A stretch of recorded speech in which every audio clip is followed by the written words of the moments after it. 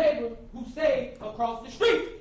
But if Mr. Khalil Brown was a help to them proving me guilty beyond a reasonable doubt.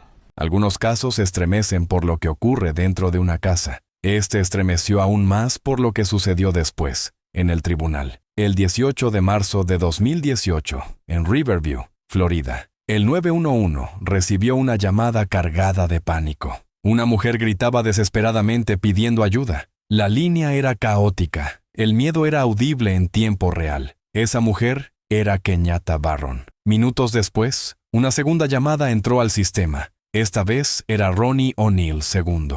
Según los registros judiciales, declaró que había sido atacado y que la había matado. 2 llamadas, una pidiendo auxilio, otra admitiendo el desenlace. Cuando los agentes llegaron al domicilio, la escena superaba cualquier discusión doméstica. Un vecino, James Gray, testificó más tarde que vio a Kenyatta en el suelo y a O'Neill sobre ella, gritando frases religiosas y palabras incoherentes. Ya no era una pelea, era un hombre completamente fuera de control. Dentro de la vivienda, los agentes encontraron un escenario de violencia extrema. Kenyatta Barron estaba muerta. Los registros judiciales describieron traumatismos contundentes y una herida de bala. Pero lo más devastador no terminaba ahí. Había niños en la casa. Ronnie y Kenyatta tenían 2 hijos, un niño de 8 años y una niña de 9 llamada Ronia. La niña no sobrevivió. Fue asesinada con un hacha. Ese detalle por sí solo explica por qué el caso ocupó titulares nacionales.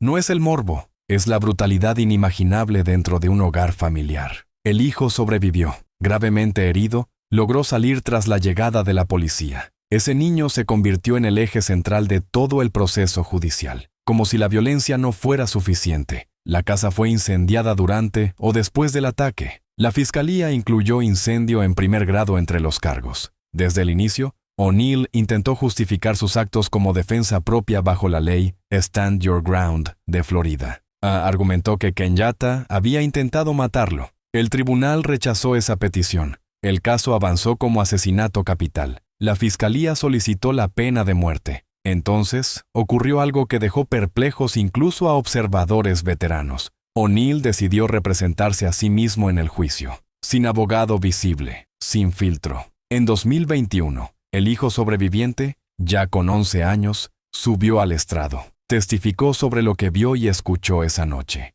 Y luego ocurrió una de las escenas más perturbadoras en la historia reciente de la crónica judicial. Ronnie O'Neill II, interrogando a su propio hijo. No hace falta describir violencia gráfica para entender el impacto psicológico de ese momento. Un padre intentando desacreditar al único testigo que no pudo silenciar. Sin embargo, el niño se mantuvo firme. El jurado escuchó testimonios de vecinos, agentes y expertos forenses. La narrativa de la fiscalía fue clara. No fue un accidente. No fue un instante impulsivo. Fue una escalada deliberada de violencia seguida de incendio para destruir pruebas. En junio de 2021, el jurado declaró a Ronnie O'Neill segundo culpable de múltiples cargos: asesinato en primer grado, intento de asesinato, incendio agravado, abuso infantil agravado y resistencia a la autoridad. La sentencia fue contundente: 3 cadenas perpetuas consecutivas sin posibilidad de libertad condicional, más 90 años adicionales.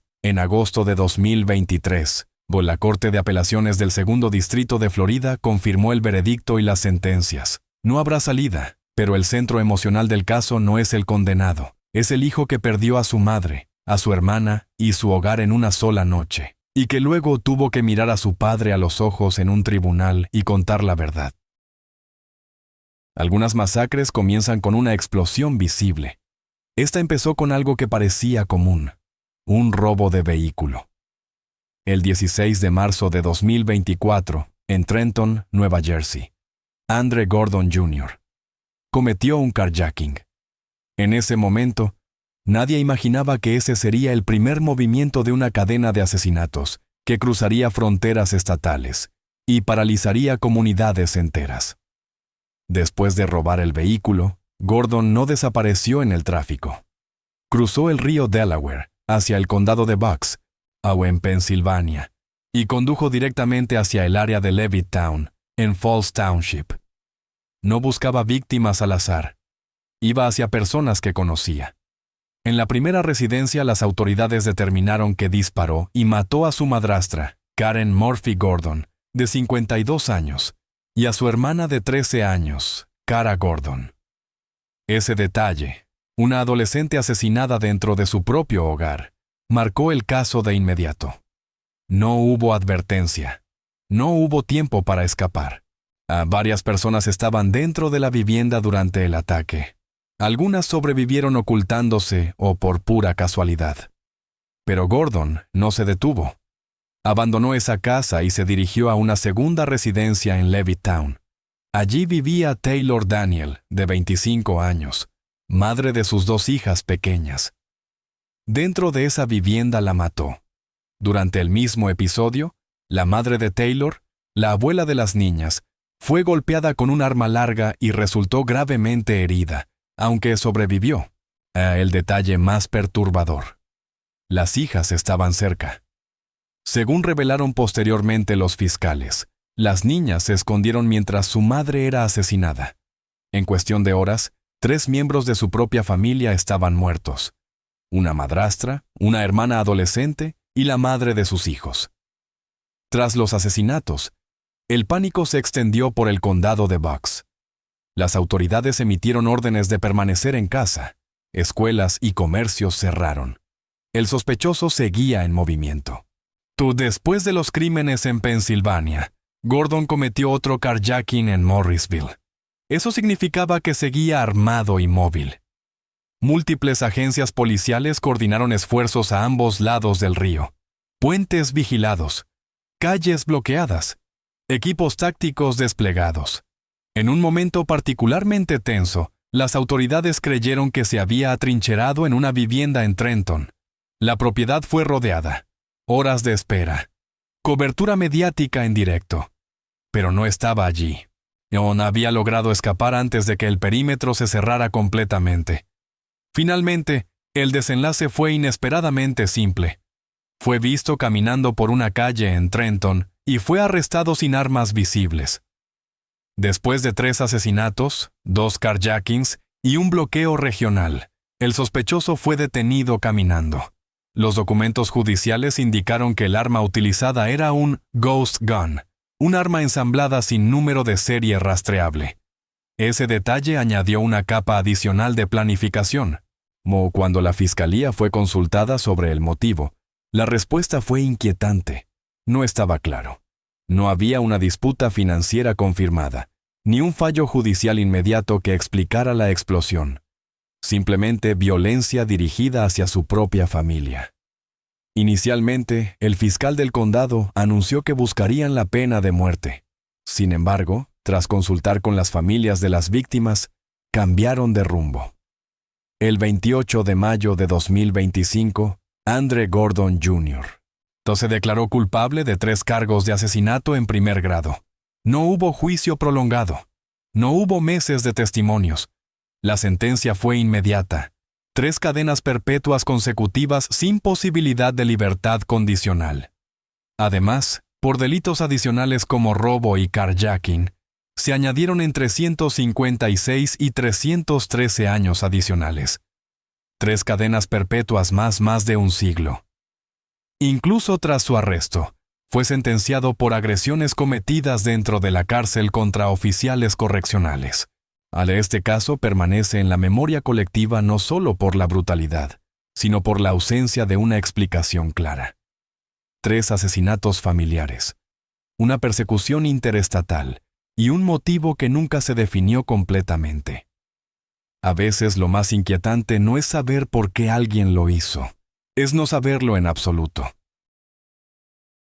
Algunas masacres ocurren en un solo lugar. Esta se desplegó como una ruta. El 15 de diciembre de 2014, el condado de Montgomery, Pensilvania, despertó con una serie de llamadas de emergencia aparentemente desconectadas entre sí. Diferentes direcciones. Diferentes escenas. Solo más tarde las autoridades comprendieron que todo formaba parte de la misma cadena. Bradley William Stone no estaba en medio de un divorcio reciente. Nicole Hill, su ex esposa, ya no vivía con él desde hacía tiempo. Pero la tensión que nunca desapareció fue la custodia de los hijos. 6 días antes del ataque, el 9 de diciembre de 2014, Stone solicitó custodia de emergencia. El juez la negó. Ese rechazo se convirtió en el punto crítico. Antes del amanecer del 15 de diciembre, Nicole Hill fue encontrada muerta en su apartamento en Lower Moreland Township. Pero la violencia no se detuvo allí. Stone se dirigió luego a otra vivienda vinculada a la familia de Nicole. Allí asesinó a Joanne Hill, a madre de Nicole, y a Patricia Hill, su abuela. Después se desplazó a la casa de la familia Flick, parientes cercanos. Allí mató a Patricia Flick, hermana de Nicole, a su esposo Aaron Flick y a su hija de 14 años, Nina Flick. 6 víctimas en múltiples ubicaciones. Hubo un sobreviviente en esa casa, Anthony Flick, de 17 años. Sufrió heridas defensivas, lo que sugiere que intentó proteger a otros durante el ataque. Mientras tanto, Bud Stone había tomado a sus 2 hijas pequeñas y se las había llevado. Durante horas, las autoridades no sabían si también planeaba asesinarlas. El miedo no era solo capturar a un homicida, era encontrar a las niñas con vida. En un giro inquietante, Stone dejó a sus hijas en un lugar seguro más tarde ese mismo día. No las lastimó. Ese detalle desconcertó a muchos. ¿Cómo alguien puede asesinar a 6 familiares y luego decidir no dañar a sus propios hijos? Algunos lo interpretaron como una última decisión calculada. Otros como una contradicción psicológica. Pero el daño ya estaba hecho. Se inició una búsqueda masiva. Stone era ex-marín, con entrenamiento militar y antecedentes de problemas de salud mental tratados a través del sistema de veteranos. La persecución terminó el 16 de diciembre de 2014, cuando su cuerpo fue encontrado en una zona boscosa cerca de Pennsburg. La causa oficial de muerte fue suicidio por intoxicación combinada de drogas. No hubo arresto, no hubo juicio, no hubo sentencia, solo 6 vidas perdidas y una comunidad tratando de entender cómo una disputa de custodia terminó en un exterminio familiar. El caso también generó debates sobre salud mental en veteranos y sobre señales de advertencia que pudieron haber sido ignoradas. Pero contexto no es excusa. La secuencia fue clara. Solicitud de custodia rechazada, planificación, múltiples desplazamientos, múltiples escenas, una guerra privada librada contra su propia familia. Algunos asesinos huyen. Otros intentan que el fuego cuente una historia diferente. La noche del 17 de diciembre de 2009, en Kennedale, Texas, los bomberos respondieron a lo que parecía ser un incendio residencial más. Una casa envuelta en llamas en un vecindario tranquilo. Pero al entrar, la escena dejó de ser un accidente trágico. Dentro de la vivienda encontraron 3 cuerpos. Joy Hmel, embarazada, su hija de 5 años, Jody, y el padre de Joy, Clyde Bedford, quien utilizaba silla de ruedas. La primera conclusión forense fue decisiva. El fuego no los mató. Habían sido asesinados antes de que comenzara el incendio. Joy fue apuñalada. Jody y Clyde fueron golpeados con un bate de béisbol. Después, la casa fue incendiada. Violencia primero, encubrimiento después. John Amell, esposo de Joy, afirmó que había estado fuera toda la noche. Dijo que había estado conduciendo, mirando tiendas, comparando precios. Aseguró que regresó y encontró la casa en llamas. Pero los investigadores detectaron inconsistencias. La línea temporal no encajaba. Las pruebas físicas indicaban que los asesinatos ocurrieron antes del incendio y que el fuego fue provocado deliberadamente. La fiscalía presentó un móvil crudo: escape. Según los fiscales, Hmel quería salir de su matrimonio y de las responsabilidades financieras. Tenía otra relación y buscaba una nueva vida. No optó por el divorcio. Optó por eliminar a quienes lo ataban a su realidad actual. Tras el crimen, Na huyó hasta California. Fue arrestado en Oceanside. La huida reforzó la narrativa de conciencia de culpa. Más tarde confesó. La confesión, junto con la evidencia forense y la puesta en escena del incendio, consolidó el caso. En 2011 fue declarado culpable y condenado a muerte. Años después, en apelaciones, intentó introducir una nueva explicación. Afirmó que creía que el mundo estaba por terminar y que actuó bajo una mentalidad apocalíptica. Para algunos, con esa declaración sugería enfermedad mental. Para otros, era una narrativa tardía incompatible con la planificación, el encubrimiento y la huida. El 30 de junio de 2021, John Hackmel fue ejecutado por el estado de Texas. Este caso dejó una conclusión poco frecuente en crónica criminal. Final definitivo. Una esposa embarazada, una niña de 5 años, un abuelo con movilidad reducida, un incendio usado como telón. No fue una explosión emocional instantánea. Fue una secuencia. Matar, incendiar, a inventar, huir. Algunas tragedias comienzan con una advertencia. Esta comenzó con una llamada directa al 911. El 17 de octubre de 2023, alrededor de las 11:55 de la noche, una mujer en Nueva Orleans llamó desesperada a emergencias. Dijo que el padre de sus hijos, Joseph Washington Sr., estaba amenazando con quemar la casa. No era una sospecha vaga, no era «creo que podría hacerlo». Era una amenaza explícita. Minutos después de esa llamada, se reportó un incendio en la vivienda ubicada en America Street. Y los bomberos llegaron poco después de la medianoche. La casa ya estaba envuelta en llamas. Dentro había 3 niños, un niño de 8 años, una niña de 5 y un pequeño de 3 años. Los equipos de rescate lograron sacar al niño de 8 y a la niña de 5 con vida. Fueron trasladados de urgencia al hospital.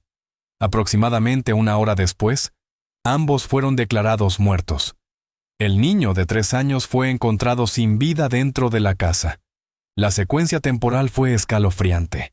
11:55 de la noche. Voz llamada advirtiendo la amenaza. Minutos después, incendio reportado. 12:14 de la mañana. Bomberos en escena. 12:20 de la mañana. Policía en la vivienda. No fue un relato difuso de «algo ocurrió esa noche».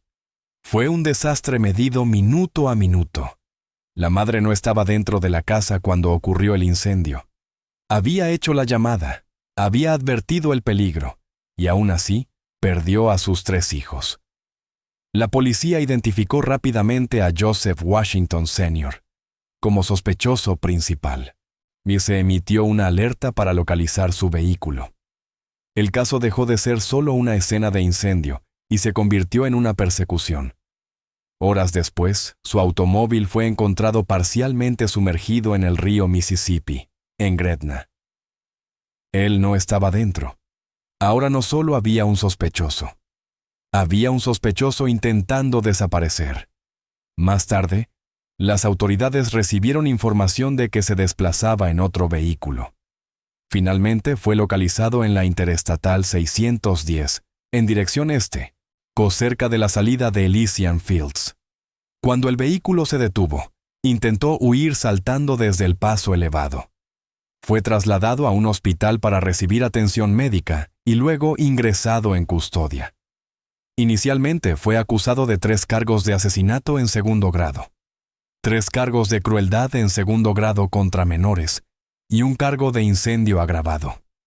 Meses después, el capítulo judicial añadió otro giro. El 11 de abril de 2024, a Joseph Washington se declaró culpable de 3 cargos de asesinato en primer grado y 1 de obstrucción a la justicia.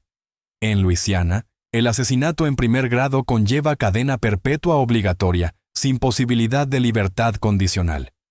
Al aceptar el acuerdo, evitó un juicio prolongado. Los fiscales señalaron que la decisión también buscaba evitar que la familia tuviera que revivir detalles brutales durante años de apelaciones. Tras la declaración de culpabilidad, la sala del tribunal estalló en caos. Una familiar corrió hacia Washington y lo golpeó. Oficiales intervinieron rápidamente. El caso también incluyó cargos contra su pareja, Shanika Phillips, acusada de ayudarlo tras el crimen mientras intentaba evadir a la policía. Su proceso judicial siguió por separado. 3 niños murieron en una casa que había sido advertida como objetivo minutos antes. Una madre hizo la llamada correcta. El sistema respondió rápido, y aún así, el fuego avanzó más rápido que el rescate. Este caso no se recuerda solo por el incendio. Se recuerda por la advertencia ignorada por quien debía protegerlos. Algunas visitas de custodia son incómodas. Esta terminó en una condena por asesinato. En noviembre de 2012, Dylan Redwine, de 13 años, viajó a Colorado para pasar el receso de Acción de Gracias con su padre, Mark Redwine, en la zona montañosa cercana a Vallecito, cerca de Durango. No era un viaje espontáneo. Era parte de un acuerdo judicial de custodia. Ese detalle es lo que hace que este caso golpee tan fuerte. El sistema ordenó la visita. Dylan llegó el 18 de noviembre de 2012. Para el 19 de noviembre, había desaparecido. Mark Redwine declaró que había dejado a Dylan en casa cuando salió, y que al regresar ya no estaba. Sugirió posibles escenarios, que se había ido tras una discusión, que había decidido marcharse por su cuenta. La madre de Dylan, Elaine Hall, no creyó esa versión. Amigos y familiares insistieron en que Dylan no era el tipo de adolescente que desaparecería sin contactar a alguien de confianza. Las búsquedas comenzaron de inmediato. Voluntarios, equipos de rescate, helicópteros. El terreno alrededor de Vallecito es hermoso pero implacable. Montañas, bosques densos, áreas remotas donde alguien puede desaparecer sin dejar rastro. En junio de 2013, excursionistas encontraron restos humanos parciales en una zona remota. Fueron identificados como Dylan Redwine. Meses después, en noviembre de 2013, se encontró el cráneo en un lugar distinto. Ya no era un caso de desaparición. Era un homicidio. Durante años, a Mark Redwine permaneció en el centro de atención pública. Dio entrevistas, sugirió teorías alternativas, insinuó que Dylan pudo haberse ido por su cuenta o haber sido víctima de un tercero. Pero había un hecho inamovible. Dylan fue visto por última vez bajo el cuidado de su padre. En julio de 2017, un gran jurado acusó formalmente a Mark Redwine. Fue arrestado casi 5 años después de la desaparición. La teoría de la fiscalía introdujo un motivo que sacudió al público. Alegaron que Dylan había descubierto fotografías comprometedoras de su padre en su computadora. Imágenes humillantes que, según los fiscales, incluían material extremadamente perturbador. Sostuvieron que Dylan confrontó a su padre y que el miedo a la exposición y la humillación desencadenó la violencia.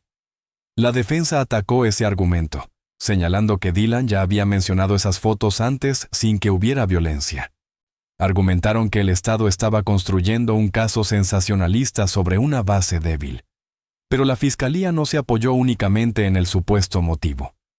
Presentó pruebas forenses, cronologías y un elemento controvertido: perros entrenados para detectar restos humanos que alertaron en áreas relacionadas con la propiedad y el vehículo de Redwine. Ese tipo de evidencia genera debate, pero no fue aislada. Se sumó al hecho de que Dylan nunca regresó de esa visita. El proceso judicial fue largo. En 2020, el primer intento de juicio terminó en juicio nulo, debido a complicaciones relacionadas con la pandemia de COVID-19. El caso se retrasó, pero no desapareció. En 2021, finalmente se llevó a cabo el juicio definitivo. El jurado escuchó la teoría de la fiscalía. Dylan confrontó a su padre. Se produjo un altercado, y nunca salió vivo de la casa. También escucharon a la defensa enfatizar la ausencia de testigos presenciales directos o un arma claramente identificada. En julio de 2021, el jurado declaró a Mark Redwine culpable de asesinato en segundo grado y abuso infantil, con resultado de muerte. En la sentencia, el juez impuso la pena máxima: 48 años de prisión. Puede que 48 años no suene como cadena perpetua formal, pero en términos prácticos significa que Redwine pasará la mayor parte, si no el resto, de su vida en prisión. Este caso no se centra solo en la violencia, se centra en la confianza. Dylan no desapareció en una fiesta ni en una aventura imprudente, o fue a una visita de custodia ordenada por un tribunal. Fue a la casa de su padre y nunca volvió. Algunos crímenes ocurren tras meses de tensión. Este explotó apenas 2 semanas después de una audiencia de divorcio. Michael Keck Jr. y Melissa Keck, de 51 años, estaban en pleno proceso de separación en Indiana. El matrimonio se desmoronaba públicamente. Las tensiones financieras aumentaban, y según lo presentado posteriormente en el tribunal, el control dentro de la relación estaba cambiando de manos. 2 semanas después de comparecer ante un juez, la casa donde Melissa vivía con su hijo adulto se convirtió en escena del crimen. Dentro del domicilio también se encontraba Michael Keck III, de 34 años, hijo de Melissa. No era parte del conflicto matrimonial. No era un rival. Era simplemente su hijo, con su propia vida y su propia generación. La noche del ataque no fue un accidente ni una discusión que se salió de control. Las autoridades determinaron que se utilizó una escopeta. En la escena se recuperaron el arma y cartuchos compatibles. Pero el detalle que transformó el caso en algo aún más revelador fue lo que ocurrió después: el fuego. Según la investigación, tras los disparos se vertió líquido inflamable sobre los cuerpos y se incendió la vivienda. No fue violencia impulsiva únicamente. Fue violencia seguida de intento de encubrimiento. Cuando los primeros bomberos llegaron pensando que enfrentaban un incendio doméstico, descubrieron en realidad un doble homicidio. En el juicio, la fiscalía argumentó que el móvil no era simplemente ira por el divorcio. Hablaron de presión financiera, resentimiento acumulado y una escalada de hostilidad. Un día antes de los asesinatos, según reportes judiciales, Michael Keck Jr. habría intentado cancelar los servicios públicos de Melissa. No era aún violencia física, pero sí una forma de presión y control. Luego apareció un elemento que reforzó la teoría de planificación: el comportamiento con los teléfonos móviles. Según lo presentado en el tribunal, Keck Jr. habría dejado su teléfono en casa antes de los asesinatos. Su entonces esposa, Amanda Keck, inicialmente declaró que no lo había visto ese día. Posteriormente, su versión cambió. Según documentos judiciales, afirmó que él le pidió dejar su propio teléfono en casa y llevarlo en automóvil a Francisco, Indiana, porque tenía que encargarse de algo. Ella también dejó su teléfono atrás. Y dejar teléfonos es una táctica conocida para evitar rastreo por geolocalización. Durante ese mismo periodo, Amanda retiró $800, el límite diario permitido, de una cuenta bancaria mientras supuestamente esperaba. La fiscalía sostuvo que estos movimientos no eran coincidencia, sino pasos calculados. Michael Keck Jr., por su parte, declaró a los investigadores que había ido a la casa a trabajar en un vehículo. Afirmó que le pidieron que se marchara y que más tarde vio sirenas en la zona. Sí, pero el análisis forense y la investigación de incendios contradijeron esa versión.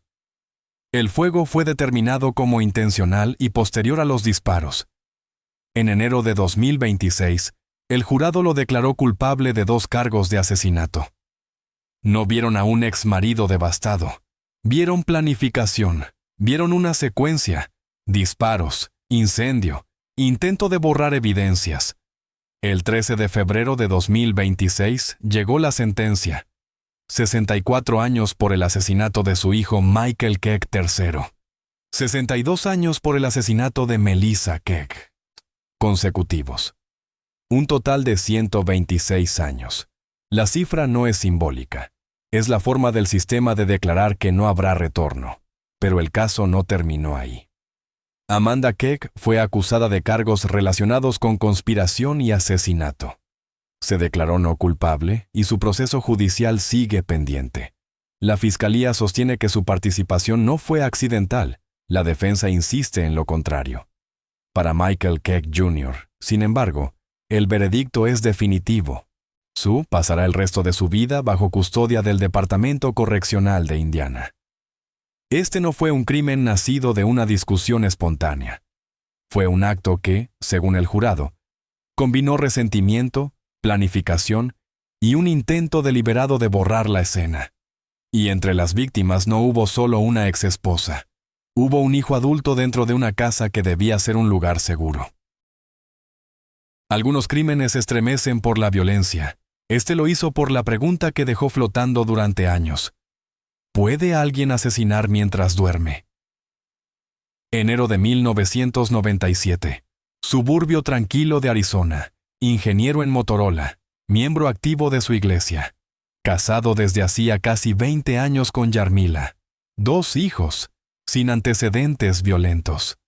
El tipo de vecino al que confiarías una llave de repuesto. La noche cambió esa imagen para siempre. Alrededor de las 10 de la noche, una vecina escuchó sonidos extraños provenientes del patio trasero de la casa. Lamentos, quejidos. Algo que no encajaba con la rutina suburbana. Miró hacia la zona de la piscina y creyó ver a un hombre forcejeando con una mujer cerca del agua. Llamó al 911. Cuando los agentes llegaron, encontraron a Yarmila en la piscina del patio trasero. Había recibido 44 puñaladas. Su cabeza había sido forzada bajo el agua. Dentro de la vivienda estaba Scott Falter, moviéndose por la casa. Fue detenido allí mismo. Lo que los investigadores hallaron después complicó cualquier intento de explicación sencilla. En el maletero de su automóvil encontraron un cuchillo de caza dentro de un contenedor plástico. También había ropa ensangrentada. Había señales de que se había cambiado de ropa. No solo hubo violencia, hubo ocultamiento. Scott no negó ser el responsable, pero su defensa fue extraordinaria. Alegó que estaba dormido. Su equipo legal sostuvo que padecía parasomnia, un trastorno del sueño que puede provocar comportamientos complejos mientras la persona técnicamente duerme. Argumentaron que actuó en un estado disociativo, sin conciencia, sin planificación, sin recuerdo. Yo no recuerdo hacerlo. La fiscalía vio otra cosa. Los fiscales del condado de Maricopa solicitaron la pena de muerte. Argumentaron que no fue un episodio confuso. Fue asesinato intencional. Durante el interrogatorio, los agentes señalaron que tenía sangre en el cuello. No era la imagen de alguien inconsciente y ajeno a lo ocurrido. En el juicio, expertos médicos explicaron que en raras ocasiones, personas con trastornos del sueño pueden realizar actos complejos: caminar, conducir, incluso cocinar. La defensa insistió en que la puñalada pudo ocurrir en ese estado. Pero la fiscalía planteó el punto clave que pesó sobre el jurado. Los sonámbulos no suelen arrastrar cuerpos. Los sonámbulos no suelen mantener a alguien bajo el agua. Los sonámbulos no suelen cambiarse de ropa, guardar el arma y esconderla en el maletero. La secuencia posterior a las puñaladas fue lo que debilitó la teoría de inconsciencia. Incluso algunos miembros del jurado declararon después que podían imaginar un acto inicial en estado disociativo, pero no una cadena organizada de encubrimiento. El móvil nunca fue completamente claro. Se mencionaron tensiones matrimoniales, desacuerdos financieros y conflictos religiosos. No hubo un detonante clásico como una póliza de seguro o una aventura pública. En 1999, el jurado rechazó la defensa del sonambulismo. En enero de 2000, Scott Falter fue condenado a cadena perpetua sin posibilidad de libertad condicional. La pena de muerte estuvo sobre la mesa. El tribunal decidió prisión de por vida. El caso se convirtió en referencia habitual en debates legales sobre automatismo y responsabilidad penal. ¿Dónde termina el trastorno y empieza la intención? ¿Cuánta complejidad puede atribuirse al sueño? Pero más allá del debate académico, el resultado fue simple y devastador. 2 hijos perdieron a su madre. Un patio suburbano se convirtió en escena de crimen, y un hombre aparentemente normal afirmó que todo ocurrió mientras soñaba. Algunas historias son perturbadoras por la violencia.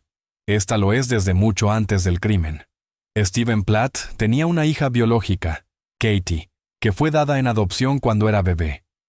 Ella creció en otra familia, con otra identidad, lejos de cualquier vínculo cotidiano con su padre biológico.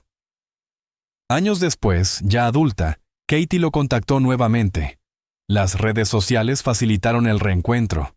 Lo que debería haber sido una reconexión cautelosa entre padre e hija, tomó un rumbo impensable.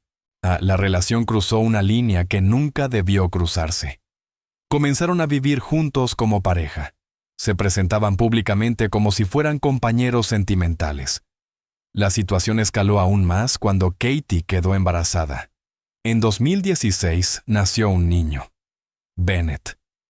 Un bebé real en medio de una relación ya profundamente perturbadora. El secreto salió a la luz en mayo de 2017, cuando la esposa de Steven leyó el diario de su hija de 11 años. Allí se describía la relación entre Steven y Katie, e incluso se mencionaba el embarazo. Lo que había sido un rumor se convirtió en un hecho innegable dentro del hogar. Las autoridades intervinieron. Se emitieron cargos por incesto en Virginia, aunque la pareja se encontraba físicamente en Carolina del Norte. En 2018, ambos fueron arrestados en Knightdale, Carolina del Norte, en virtud de órdenes provenientes de Virginia. Tras su liberación bajo fianza, el tribunal impuso condiciones estrictas. No debían comunicarse entre sí. Pero las restricciones legales no siempre frenan relaciones inestables. Según los informes posteriores, la relación se deterioró. Katie habría decidido terminarla. En cualquier relación ya problemática, una ruptura puede desencadenar tensión. En una relación marcada por ilegalidad y dinámica distorsionada de poder, puede convertirse en detonante. Entonces llegó la llamada que transformó el escándalo en tragedia. La madre de Steven llamó al 911 y dijo que su hijo le había confesado que había matado al bebé. Poco después, también informó que él dijo haber matado a Katie y al padre adoptivo de ella. La policía acudió a la vivienda en Knightdale para realizar una verificación de bienestar. Allí encontraron al bebé Bennett, de 7 meses, muerto. Mientras tanto, en otro estado, en New Milford, Connecticut, Katie Platt y su padre adoptivo, Anthony Fusco, fueron encontrados muertos dentro de una camioneta. Ambos habían recibido disparos. Anthony Fusco no era el padre biológico, era el hombre que la había criado y protegido. Las investigaciones indicaron que Steven viajó con la intención de confrontarlos. El resultado fue un triple homicidio en 2 estados distintos. Tras los asesinatos, comenzó una búsqueda multiestatal. El final no llegó en una sala de tribunal. Steven Platt fue encontrado muerto en Dover, Nueva York, dentro de su minivan, por una herida de bala autoinfligida. No hubo juicio. No hubo interrogatorio público. No hubo sentencia.